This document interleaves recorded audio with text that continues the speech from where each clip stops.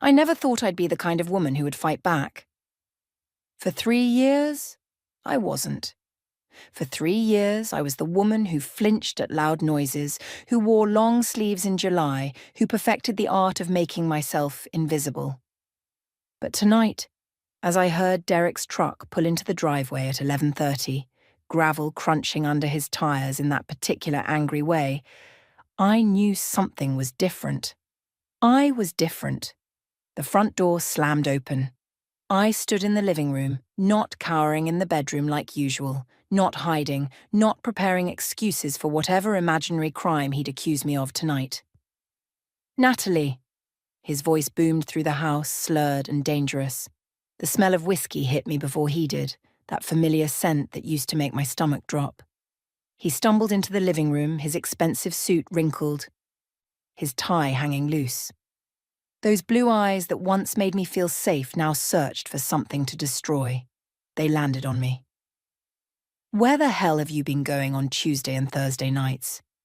He moved toward me, his large frame blocking the exit like always. "You think I wouldn't find out? You think I'm stupid?" My hands should have been shaking. My voice should have disappeared like it always did. But I thought of Gloria's words from our last session. Fear is just your body preparing to act.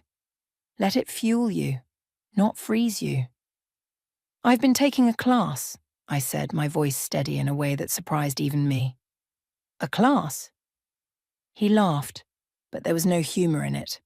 "What kind of class, Natalie? Who have you been seeing?" He reached for my arm, that same grabbing motion he'd done 100 times before. His fingers closed around my wrist, squeezing hard enough to bruise. This was the moment he expected me to crumble, to apologize, to beg. Instead, I rotated my wrist exactly the way Gloria taught me, breaking his grip so smoothly he didn't understand what happened. His own momentum carried him forward, off balance. "What the—" He stumbled, confusion replacing the anger for just a second. But Derek wasn't used to anyone resisting. The confusion turned to rage, the kind that used to paralyze me. He charged forward, both hands reaching for me now, his full weight behind the movement. He was bigger, stronger, angrier than he'd ever been. 3 months ago, I would have crumpled. 3 months ago, I would have taken whatever came next and told myself I deserved it somehow. But I'd spent 12 weeks learning that I didn't. I sidestepped his charge and his hands grabbed nothing but air. The look on his face, pure shock, would have been funny if this wasn't my life. He wheeled around, and this time when he came at me, I was ready. Everything Gloria taught me came flooding back. Not the complicated moves, not the fancy techniques. The simple, effective ones. The ones that worked when adrenaline was screaming through your veins and your hands wanted to shake. Derek swung at me, wild and uncontrolled. I blocked his arm and struck the vulnerable points Gloria had made us practice over and over. Solar plexus, throat, knee, not to hurt permanently, but to stop. He gasped, doubling over, and for the first time in 3 years, Derek looked up at me from the floor. Really looked at me. Not as his wife, not as his property, but as someone who could hurt him back. "Natalie, how did you—" I stood over him, breathing hard, my body remembering every bruise he'd given me, every night I'd cried myself to sleep, every morning I'd covered injuries with makeup and lies. "A self-defense class," I said quietly. "That's where I've been going. Learning how to stop you." He tried to get up and I stepped back into a defensive stance. He saw it and stopped, something like fear crossing his face. You can't do this to me. I'm your husband." "You were supposed to be my husband. Husbands don't do what you've done to me." Let me take you back to where this started. Not tonight, but 3 months ago, when I was still the woman who believed she deserved the nightmare her life had become. It was a Tuesday afternoon, and I was at Henderson's Market, on 5th Street, the one with the dim fluorescent lights that flickered over the produce section. I was standing in the beer aisle, carefully selecting Derek's preferred brand. Not the cheap stuff that might insult him, not the expensive imported bottles that might make him think I was wasting his money. Just right. Everything in my life had to be just right, or I'd pay for it. My cart was full of his favourite foods, dinner ingredients that wouldn't upset his stomach, snacks for his poker night. Nothing for me. I'd stopped buying things for myself somewhere in year 2. It was easier that way. I reached for the last six-pack of his brand when someone bumped into my cart from behind. Oh my God, I'm so sorry, I wasn't watching where I was. Natalie? I froze. That voice. I knew that voice from another lifetime. From college dorm rooms and late-night study sessions and a version of myself I barely remembered. Beth? Beth Chen stood there in her nurse's scrubs, her black hair pulled back in that same practical ponytail she'd worn since freshman year. But her expression wasn't happy to see an old friend. It was something else entirely. Horror, maybe. Or recognition of something she'd been trying not to see. Her eyes travelled over me, taking inventory. The long sleeves on an 80-degree day, the way I angled my body away from her, protecting my ribs. The makeup that was just a little too heavy on one side of my face, covering a fading yellow-green that used to be purple. "Natalie, are you—" she started. But then her professional mask slipped into place. We were in public, in the beer aisle of Henderson's Market, where anyone could see, could hear, could report back to Derek. "I'm fine," I said automatically, the lie I'd perfected. "Just clumsy. You know me." But Beth worked at County General Hospital. Beth had seen me in the emergency room 3 times this year. "Clumsy," Beth repeated, and something in her voice made me look up. She wasn't buying it. Not anymore. "Natalie, I need to tell you something." But before she could continue, I felt him. That presence that made my spine stiffen, that shifted the air in the room. Derek's hand landed on my shoulder, possessive and heavy. "There you are, honey. I was looking for you." His voice was warm, charming, the one he used for other people. "Who's your friend?" "Beth Chen. We went to college together." Beth's smile was polite, but her eyes were sharp, taking in how Derek's fingers pressed just a little too hard into my shoulder. "I work at County General." "Ah, the hospital. Good to know Natalie's in such capable hands when she has her little accidents." Derek's laugh was easy, practiced. She's always been clumsy. Runs into doors, trips over her own feet. Beth's jaw tightened, but she nodded. "Yes, I've noticed." The conversation lasted another minute, surface-level pleasantries that meant nothing. But as Derek steered me toward the checkout, Beth called out, "Natalie, wait. You dropped something." I turned back. There was nothing on the floor. But Beth pressed a folded piece of paper into my hand, her fingers squeezing mine briefly. "Take care of yourself," she said, and the way she said it made my throat tight. Derek didn't notice the paper. He was too busy loading groceries onto the conveyor belt, chatting with the cashier about the upcoming football season. I slipped the paper into my pocket and didn't breathe normally until we were home. That night, Derek had 3 beers with dinner. 4 was when things got bad, so 3 meant I was safe. He fell asleep on the couch watching television, snoring loudly, one hand dangling toward the floor. I locked myself in the bathroom and unfolded Beth's note. The paper was a flyer, printed on bright yellow cardstock. "Defend her self-defense studio," in bold letters across the top. Below that, class times. Tuesdays and Thursdays, 7 to 9 p.m. Free for domestic violence survivors. Confidential. No questions asked. At the bottom, in Beth's handwriting, "You don't have to live like this. I can't watch you disappear. Please. B." I stared at that flyer for 20 minutes, sitting on the closed toilet lid, my hands trembling, Tuesday and Thursday evenings. Derek had poker night every Tuesday and Thursday at his colleague Frank's house. 4 hours. 4 hours where he wouldn't notice I was gone. But the fear was overwhelming. What if he found out? What if someone saw me? What if? I folded the flyer and hid it inside my box of tampons, the one place Derek would never look. For 2 weeks, I couldn't bring myself to go. Every Tuesday and Thursday, I'd watch Derek leave for poker night.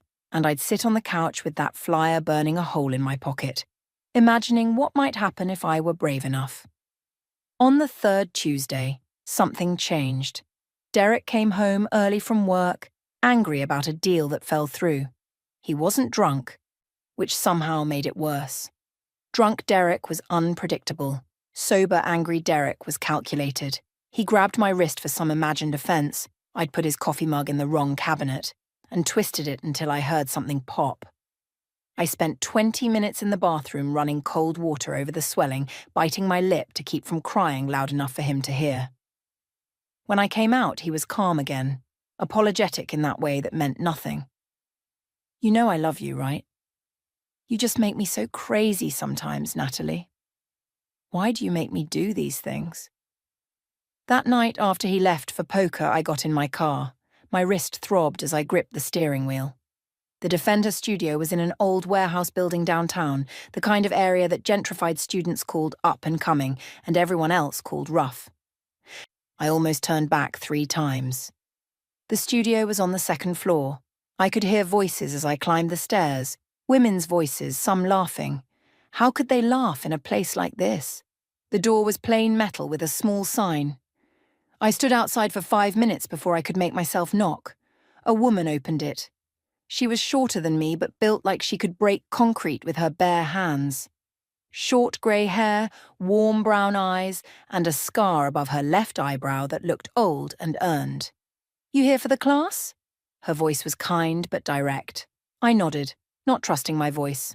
"I'm Gloria Martinez. This your first time?" Another nod. "You'll do fine. Come on in.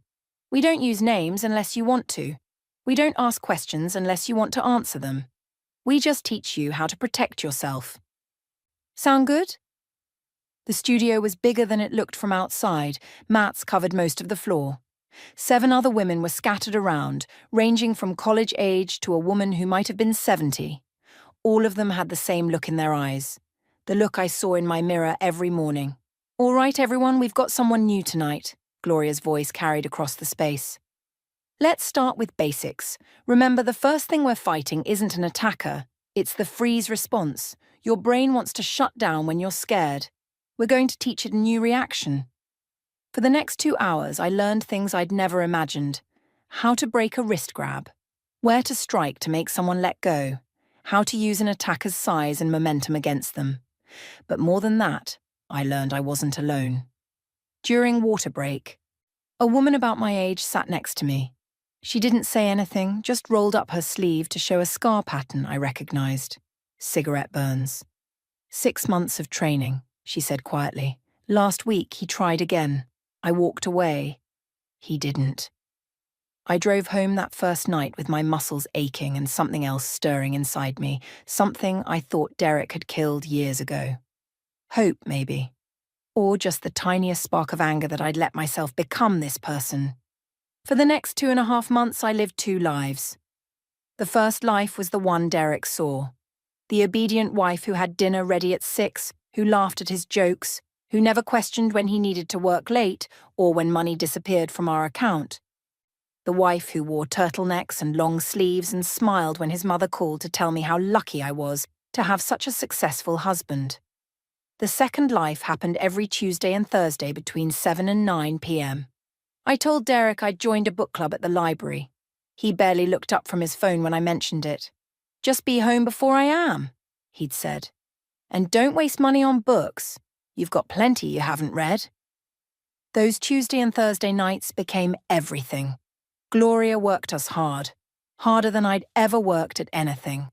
She taught us that self-defense wasn't about matching strength with strength. It was about precision, timing, and understanding that someone bigger than you had more vulnerabilities, not fewer. "A man twice your size has twice the momentum to redirect," she'd say, demonstrating how to use an attacker's own weight against them, and twice the distance to fall when you sweep his legs. We practiced scenarios. Someone grabbing you from behind, someone pinning you against a wall, someone reaching for your throat, over and over until our bodies stopped freezing and started reacting. I learned which parts of the human body broke easily: the throat, the knee, the instep, The nose. Places you could strike that would stop someone without permanently damaging them, though Gloria made it clear we shouldn't worry too much about permanent if it meant survival. Your safety matters more than his comfort, she'd say. Remember that. But it wasn't just physical training. Gloria talked to us about the psychology of abuse, about trauma responses, about why our brains shut down when we needed them most. She explained how abusers condition their victims, breaking them down systematically until fighting back seems impossible. They make you believe you're weak, Gloria said during one session, her eyes intense. They make you believe you deserve it. They make you believe no one will help you. Every single one of those beliefs is a lie. One Thursday night, after an especially brutal training session, Gloria pulled me aside. "You're getting good," she said. "Strong. I can see the difference from that first night you walked in here, barely able to look me in the eye." "Thank you," I said, rubbing my sore shoulder. "For everything." Gloria's expression shifted, became serious. "Natalie, you told me I could use your name now. I need you to understand something. The training isn't the hard part." "You know what the hard part is?" I shook my head. "Using it when your mind is screaming at you to freeze, when it's not a practice dummy but someone you know, someone you're conditioned to fear. That's the real test." She gripped my shoulder. "And that test is coming. I can see it in your eyes.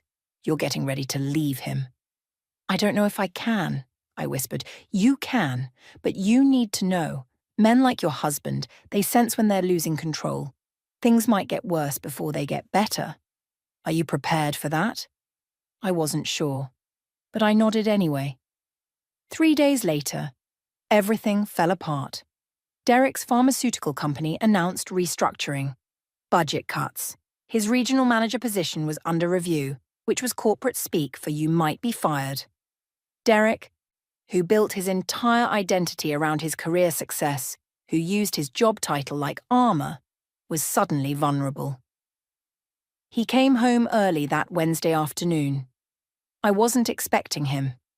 I'd been at the grocery store and stopped at home to drop off the bags before picking up my gym bag from the car trunk where I always hid it. Except I'd been distracted, thinking about the new technique Gloria taught us last night. And I'd brought the gym bag inside, left it in the front hall closet while I put away groceries. I heard his car in the driveway and my blood went cold. "Natalie? Why are you home?" He walked in, loosening his tie, his face already red. "Bad day then. Very bad day." "Just putting groceries away? How was work?" "Work was hell." He threw his briefcase on the couch. "I need a drink." I moved toward the kitchen, but he stopped me. "What's this?" He was standing by the closet, the door open, my gym bag in his hand. Time slowed down. I watched him unzip it. Watched him pull out the hand wraps, the training gloves, Gloria's business card that I'd kept because it had the emergency hotline number on the back. "Defend Her Self-Defense Studio." He read the card slowly, his voice getting quieter, which was always more dangerous than yelling. "What is this, Natalie? I can explain. You've been lying to me. There's no book club." He stepped toward me. "Where have you been going? Who have you been seeing? It's not like that. It's just a class." "A class?" He laughed, but there was no humor in it. "A self-defense class. Why would my wife need self-defense?" His voice rose. "Unless she's planning something. Unless she's been talking to people. Telling lies about me." "Derek, please, who have you been seeing?" He grabbed my arm, his grip bruising. "Answer me." "I haven't been seeing anyone. It's just exercise. Just women learning." "Learning what? How to fight back against their husbands? How to ruin their families?" He yanked me closer. "You think you're smart? You think you can sneak around behind my back?" That night was the worst I'd ever seen him. Not just violent, but methodical. He smashed my phone against the wall, went through my purse, my wallet, taking my credit cards, found my car keys and pocketed them. "You're not leaving this house alone again," Derek said, his voice cold and controlled in that way that terrified me more than shouting. "Ever! Do you understand me?" I nodded, tasting blood from where I'd bitten my lip. "I'm cancelling poker night." I'm going to be right here every single night, making sure you're exactly where you're supposed to be. He grabbed my chin, forcing me to look at him. You brought this on yourself, Natalie. I trusted you, and you betrayed that trust. The next 2 weeks were a nightmare I'd never imagined possible. Derek quit poker night, quit his evening work meetings. He was always there, always watching. I couldn't go to the grocery store alone, couldn't check the mail, couldn't even sit in the backyard without him appearing at the window. He moved his laptop to the kitchen table so he could watch me cook, insisted I keep the bathroom door cracked when I showered, started sleeping with one arm draped over me at night like a chain. My sister Amy called the landline one evening. Derek answered. She's busy right now, Amy. Yeah, everything's fine. Just a lot going on. I'll tell her you called. He hung up before I could reach for the phone. Your sister worries too much. You don't need to be bothering her with our private business. Beth drove by the house twice. I saw her car from the living room window slowing down, her face worried. But Derek's car was always in the driveway, a constant presence. She couldn't stop, couldn't help. I felt my newfound strength slipping away like water through my fingers. All those training sessions felt pointless now. I was more trapped than ever, more controlled, more helpless. The woman who'd learned to fight back was disappearing, replaced by the scared, broken version Derek wanted me to be. I stopped eating properly. Food tasted like ash. I'd stare at my reflection in the bathroom mirror and barely recognize myself. The spark that Gloria's classes had ignited was flickering out. This is for your own good, Derek would say, stroking my hair like I was a child. You'll thank me later. I'm protecting you from yourself. On the 12th day of my imprisonment, Derek's phone rang at 8 in the morning. I was making his breakfast. Eggs, exactly 3 minutes. Toast cut diagonally because anything else was wrong, and I heard his voice change. Yes, sir, I understand. Chicago? Today? A pause. No, I can't. Another pause, longer this time. Yes, sir, I'll be on the 2 o'clock flight. He came into the kitchen, his face tight. That was Harrison, emergency regional meeting in Chicago. All managers required, no exceptions. Overnight trip. Something flickered in my chest. Hope? Terror? I couldn't tell any more.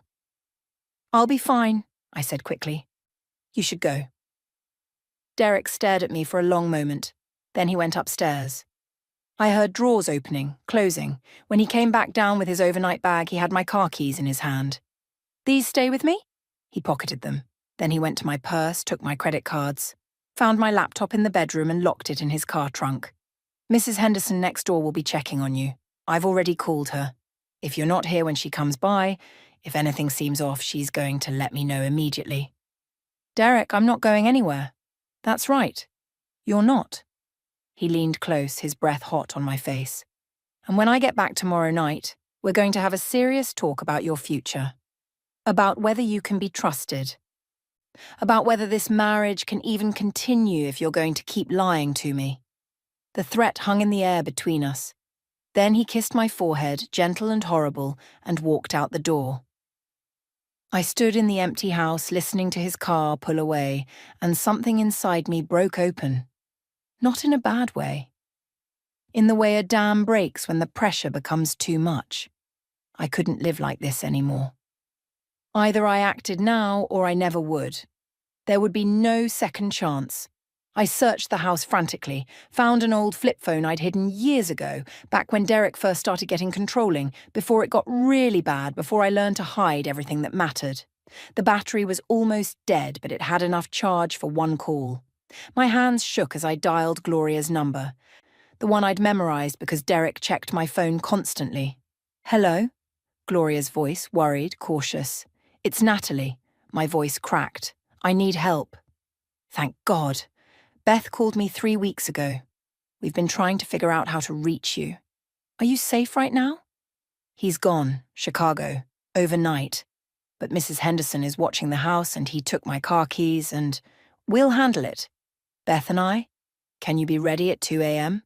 Yes, but Gloria, I don't think I can run forever. He'll find me. He has money, connections. Then we make sure you're somewhere safe until you figure out your next move. There are shelters, resources. You don't have to do this alone. That night felt endless. I packed one bag, carefully, quietly. Important documents. My mother's jewellery that Derek hadn't found yet. Some clothes. My phone might be smashed, but I had the SIM card tucked in my wallet.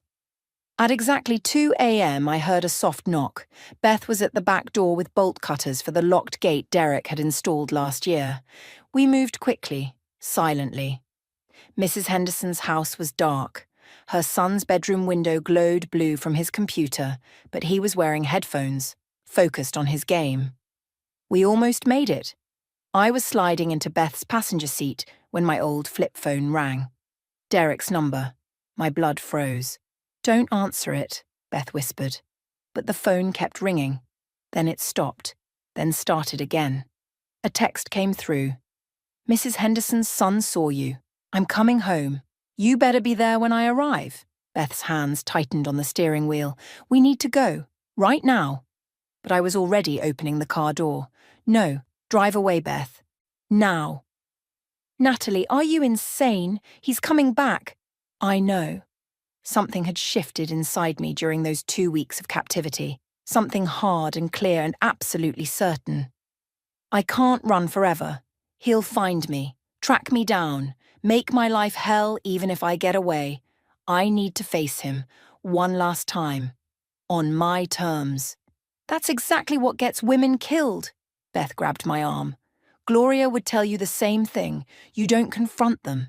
You get safe, you get help, I spent 3 years being afraid of him. 2 weeks as his prisoner. If I run now, I'll spend the rest of my life looking over my shoulder." I met her eyes.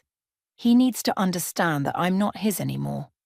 That there are consequences, that he can't do this to another woman. Beth stared at me for a long moment. Then she pulled something from her glove compartment. Her phone. "I'm parking down the street. The second things get physical, I'm calling 911, and Natalie, don't you dare die on me." I walked back to the house, my gym bag over my shoulder. Let myself in through the front door.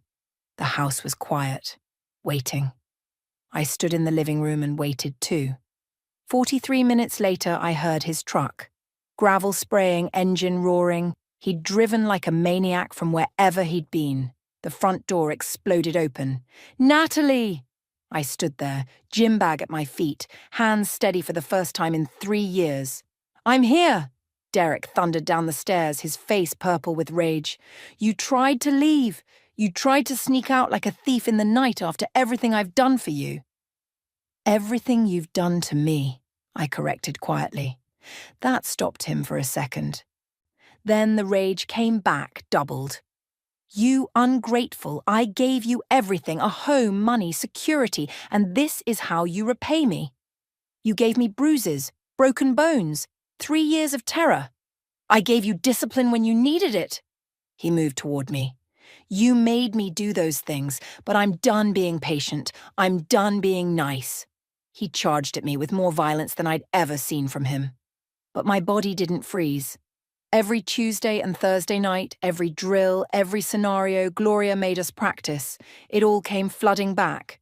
Derek tried to grab my wrist, that same motion he'd done 1,000 times. I executed the release perfectly, spinning out of his grip. His momentum carried him forward, stumbling. "What the—" He wheeled around, confusion turning to fury. This time he came with both hands reaching, his full 200-pound weight behind him. I sidestepped. His hands grabbed empty air.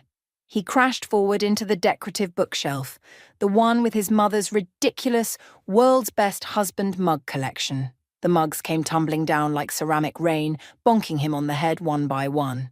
The largest one, World's Nakan One Hubby, in gaudy gold letters, landed directly on his skull and stuck there like a hat. Derek staggered backward, dazed, one hand reaching up to swat the mug off. But his depth perception was completely gone. He tried to charge again, the mug still wobbling on his head, and tripped over the coffee table, the expensive glass one he'd bought to impress his boss. He went down hard, tangled in the curtains he'd grabbed, trying to steady himself, the mug finally rolling off his head to shatter on the floor beside him. I stood there in my defensive stance, and something bubbled up from deep inside me. Laughter. Real, genuine, bewildered laughter at the absolute absurdity of this man who terrorized me for 3 years, now sprawled on the carpet, wrapped in curtains, surrounded by broken motivational mugs. The sound of my laughter seemed to enrage him more than anything else. He thrashed, trying to get up, but his expensive suit jacket was caught in the curtain rod. "Stop laughing at me," his voice cracked. "Stop it!" But I couldn't. 3 years of fear, of pain, of walking on eggshells, and here he was, the big, terrifying monster, looking absolutely ridiculous with world's best husband shards scattered around him like accusatory confetti. He finally freed himself and lunged at me one more time. This time I was ready. I used everything Gloria taught me: solar plexus, throat, knee, not to hurt permanently, but to stop him. Derek went down again, gasping, and this time he stayed down. He looked up at me from the floor, and for the first time in 3 years I saw fear in his eyes. Real fear. "How?" he wheezed. "How did you—" "Self-defense class," I said calmly. "Remember? The one you were so angry about." He tried to get up. I stepped back into defensive stance. He saw it and froze, something breaking in his expression. Red and blue lights flashed through the window. Beth had called 911 the second she heard the crash. 2 officers came through the door, taking in the scene. Derek on the floor, surrounded by broken mugs and curtains. Me standing calm and ready, the obvious history of violence written in the fear on my face and the rage on his. Derek tried to spin the story. "Officers, my wife attacked me. She's been acting crazy, taking these classes, plotting against me." "Sir, I'm going to need you to stay on the ground." The female officer's voice was firm. She looked at me. "Ma'am, are you hurt?"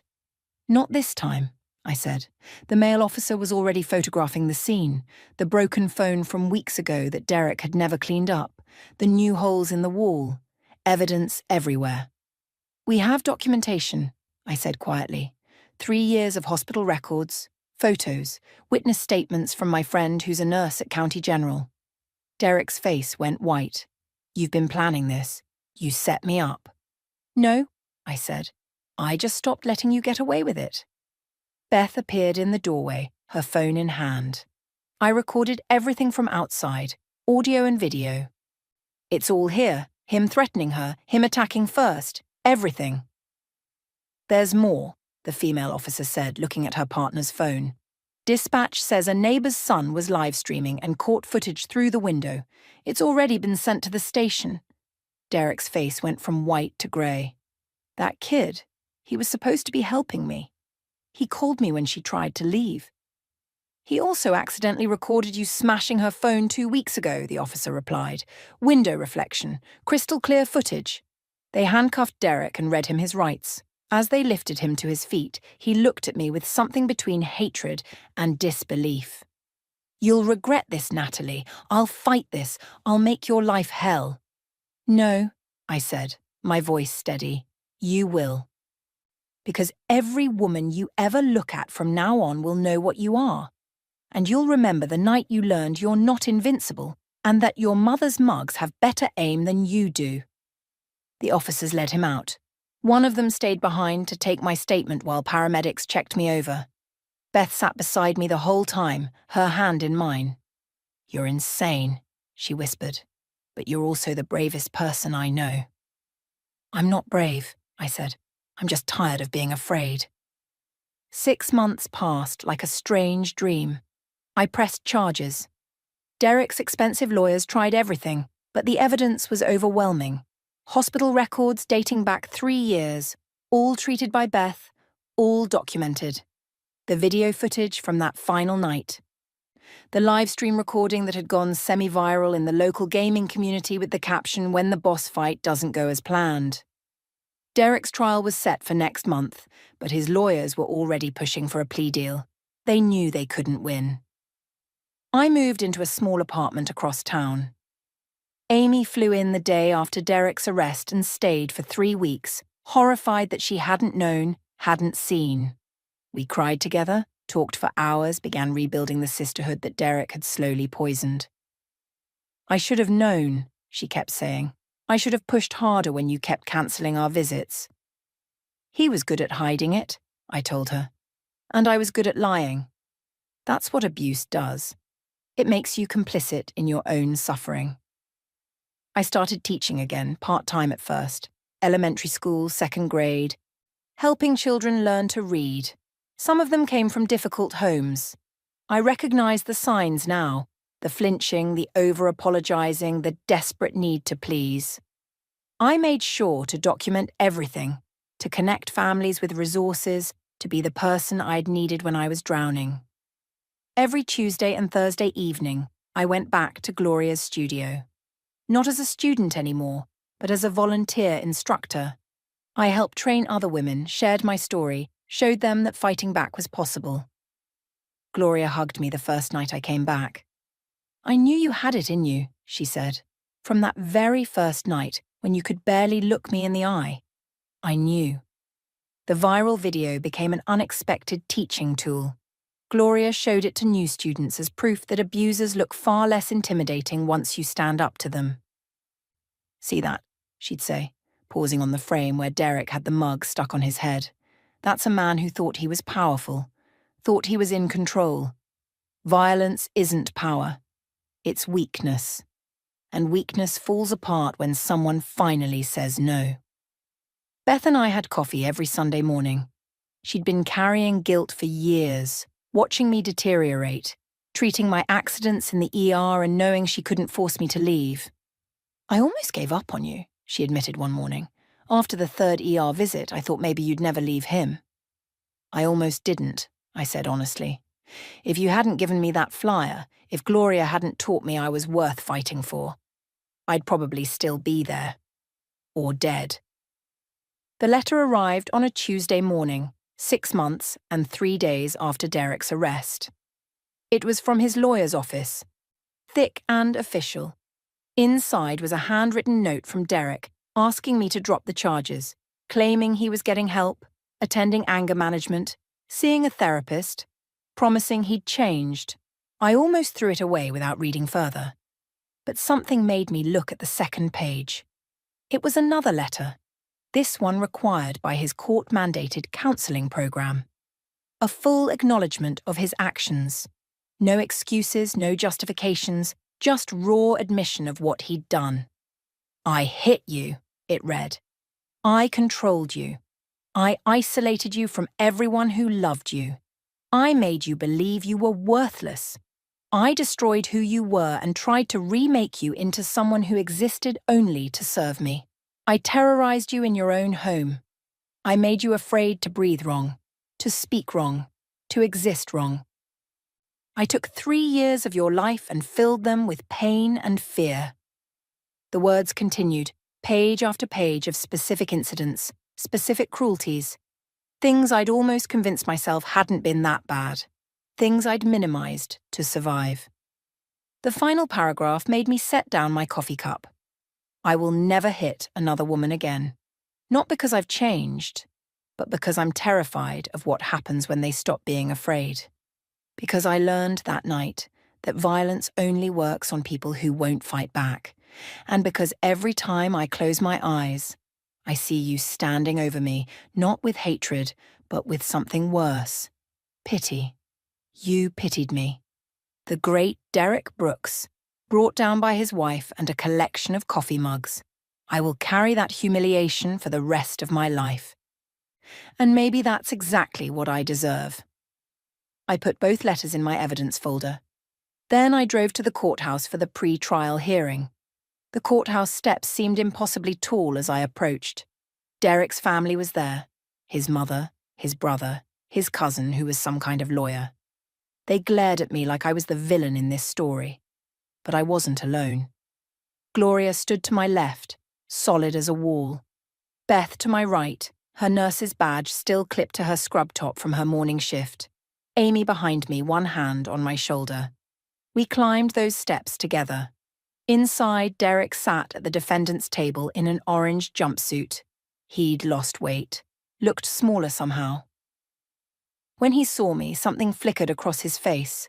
Shame, maybe, or just the memory of that night when everything changed. His lawyer approached me before we entered the courtroom.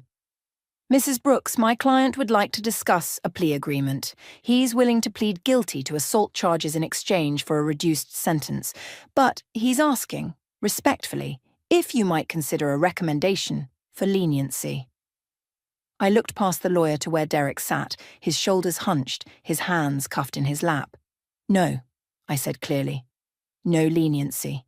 He gets whatever the law says he deserves. Not a day less." The hearing lasted 40 minutes. Derek pleaded guilty to 3 counts of domestic assault.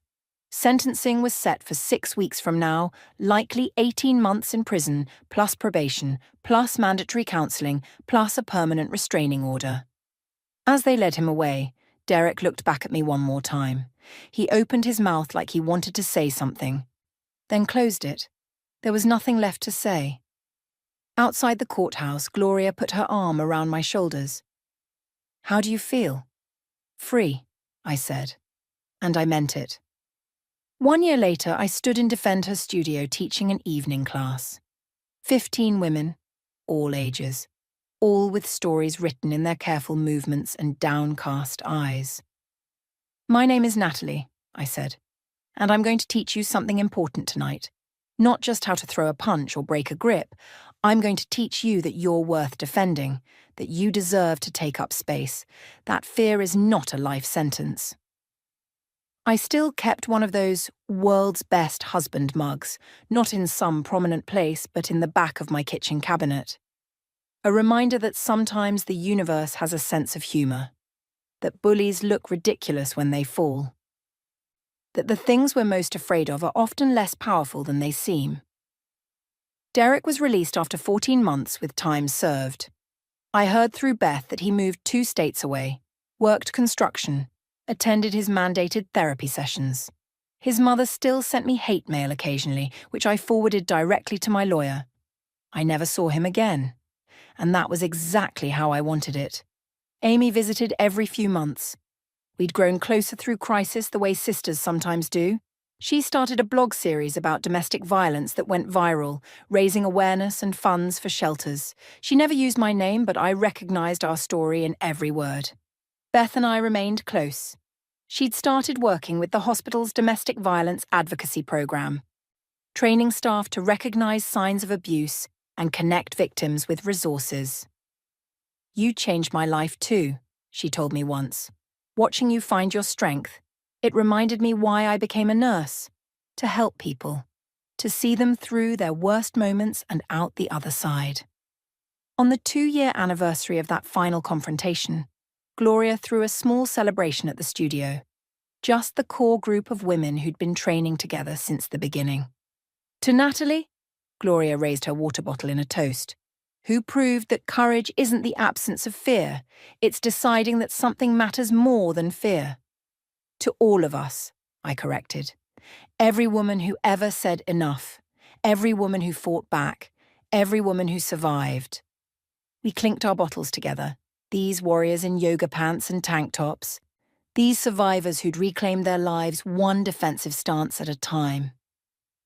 I drove home that night through familiar streets, past the house where I'd been imprisoned, past Henderson's Market where Beth had handed me that flyer, past the old life I'd escaped. My apartment was small, but mine. My choices were my own. My future was unwritten and terrifying and beautiful. I was free. And Derek Brooks, the man who'd stolen 3 years of my life, who'd tried to break me, who'd learned too late that violence only works on people who won't fight back, he would spend the rest of his life remembering the night his wife stopped being afraid. Sometimes justice looks like a courtroom. Sometimes it looks like a woman standing her ground.